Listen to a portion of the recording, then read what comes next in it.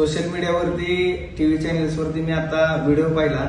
त्या व्हिडिओची पार्श्वभूमी मी या सर्व लोकांना या माध्यमातून सांगू इच्छितो।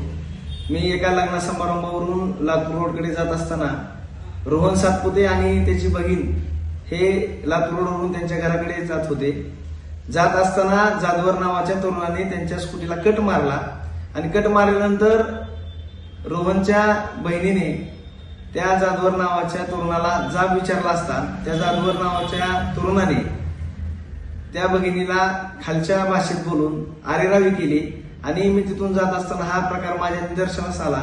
एका भगिनीची छेड काढल्यानंतर मी तिथं मध्यस्थी करायला गेलो असता त्या रोहनला त्या जाधवर नावाच्या तरुणाने ढकलून देऊन मारण्याचा प्रयत्न केला, परंतु त्या जाधवर नावाच्या तरुणाचा मिटवून न घेता एक भांडणाच्या मूडमध्ये असल्यासारखा तो तिथं वर्तवणूक करत होता आणि आमचे विरोधक किंवा राजकीय प्रतिस्पर्धींना माझ्या समोरून तो फोन लावून इथं अशी अशी घटना घडली सांगत होता। त्यामुळे ही घटना मी कुणालाही दमदाटी करण्याच्या उद्देशाने किंवा माझ्या गाडीला ओव्हरटेक केले अशा घटनेमुळे घडलेली नाही।